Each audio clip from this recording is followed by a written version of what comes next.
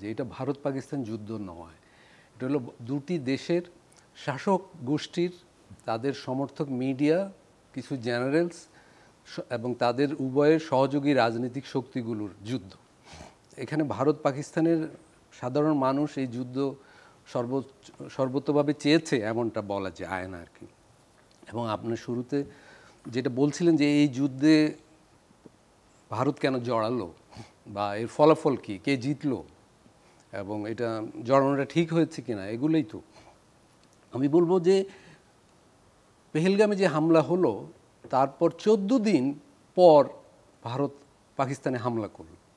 এই 14 দিনে এমনকি এখন পর্যন্ত পেহেলগামে হামলায় পাকিস্তান কোনোভাবে যুক্ত, এটা কিন্তু ভারত এখন পর্যন্ত বিশ্ববাসীর সামনে কোনো তথ্য উপাত্ত হাজির করেনি, করতে পারেনি।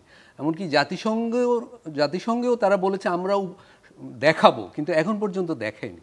অথচ এর মধ্যে তারা হামলা করলো এবং হামলার পক্ষে ভারতের জনমতকে এমনভাবে উত্তেজিত করা হলো যে এরকম একটা যুদ্ধ শুরু না করে ভারতের শাসকদের উপায় ছিল না।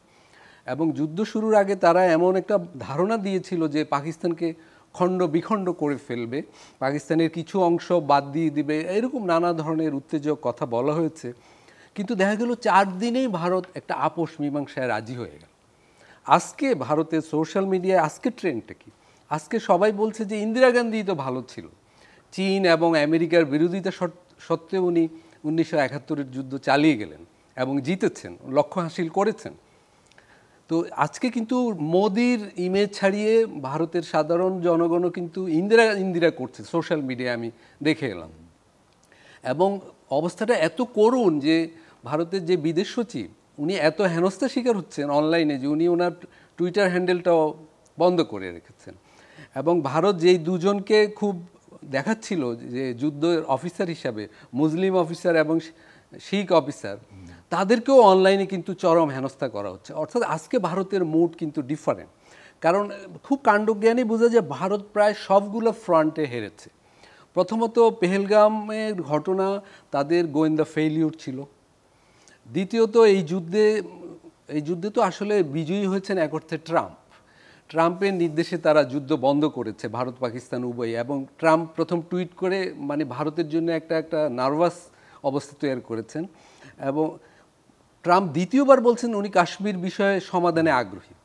এই ঘটনায় আবারও কাশ্মীর যে একটা ডিসপিউটেড এরিয়া, এটা যে বিবাদিত এরিয়া, বিশ্বের সামনে সেটা চলে আসলো। অর্থাৎ পেহেলগামের ফেইলিউর এবং ট্রাম্পের এই বক্তব্যের পর কাশ্মীর বিষয়ে ভারতের এতদিনকার যে অবস্থান, যে এটা আমাদের ব্যাপার এবং আমাদের সাথে পাকিস্তানের ব্যাপার, সেই জায়গাটা কিন্তু আর থাকলো না। তাইলে কূটনীতিক ফ্রন্টেও তারা প্রচণ্ডভাবে হেরে গেল। দ্বিতীয়ত তাদের যে বিশাল মিলিটারি মাইটের যে মিথ, সেটা 4 দিনের যুদ্ধে কিন্তু সেটা তারা প্রমাণ দেখাতে পারলো না। বরং এই যুদ্ধে পাকিস্তানের পক্ষে চীনের যে অস্ত্রের মহড়া আমরা দেখলাম, সেইটা ভারতের জন্য একটা মনস্তাত্ত্বিক একটা ক্ষত হয়ে থাকলো, ভয় হয়ে থাকলো যে তাদের যে অন্যতম প্রতিদ্বন্দ্বী চীনা অস্ত্র যে পারফরমেন্স করলো সেখানে, সেটা ভারতের জন্য কিন্তু একটা ভয়ের ব্যাপার হয়ে থাকলো। 4 দিনে তারা এমন কিছু দেখাতে পারলো না যে তাদের জনগণের ভিতর একটা সামরিক আস্থা, মিলিটারি মাইট তৈরি হয়।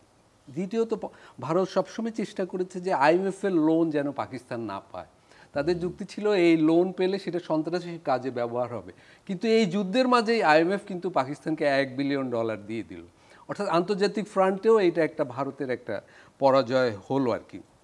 তো আমি বলবো সব মিলে মানে এবং আমেরিকাকে নাক গলাতে দিয়ে ভারতের শাসকরা তাদের জনগণের কাছে কিন্তু হেনস্থ হয়ে গেল। তারা অধিক ক্ষমতা দেখিয়ে জনগণকে যে উত্তেজিত করেছে, সেই উত্তেজনার প্রতিদান কিন্তু দিতে পারেনি। ফলে আজকে গত 24 ঘন্টায় ভারতে প্রচণ্ডভাবে তীব্রভাবে প্রশ্ন উঠেছে যে মোদি তো তাহলে যে প্রত্যাশা জাগিয়েছিলেন সেই প্রত্যাশার কিছুই হলো না।